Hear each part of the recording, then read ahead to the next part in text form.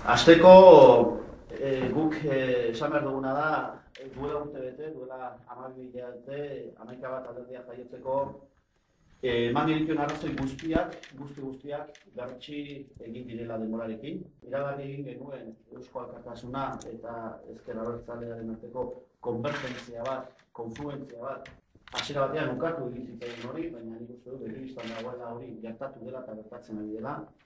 Esan genuen, estrategia frentistak areagotu egingo zirela alde guztietatik, alderdi espainolisten baitan estrategia frentista martxan zegoena areagotu egingo zela, eta hori ere gure ustez agerian gelditu da. Eta baita ere begibistan dago, igandean Bilbon onartu zen, sinatu zen dokumentu aztertuta, estrategia frentistaren beste urrats berri bat eman dutela beste zenbait.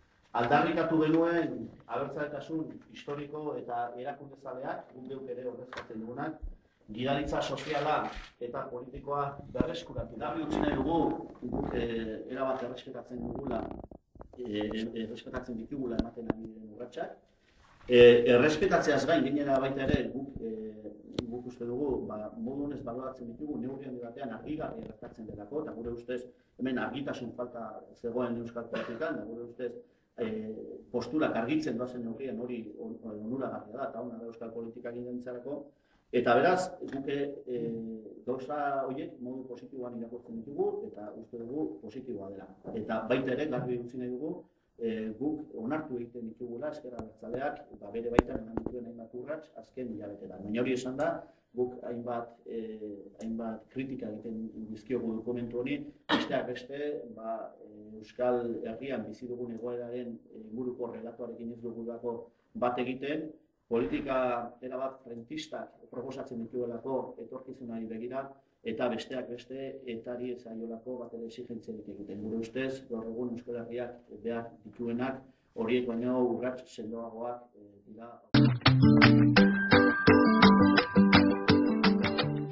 Ikusten duguna da, dokumentu honek bere 6. orrialdean ez duela argitzen Nafarroan gertatuko dena. Gure ustez gainera, badaude hainbat kontraesan hor esaten diren zenen artean. Guk esana genuen, eta esana dugu, 11 batek esana du guk Nafarroan alderdi gisa ez daukagula bokaziorik lan egiteko, 11 bateko gizon eta emakumeek Nafarroa Bairen aldeko apustu garbi egin dutela, eta gainera Nafarroa Bairi laguntzeko, Nafarroa Bain beste oztopo bat ez sortzeko, 11 batek erabaki zuen ez lan egitea alderdi gisa Nafarroan, Nafarroa Bairen baitan.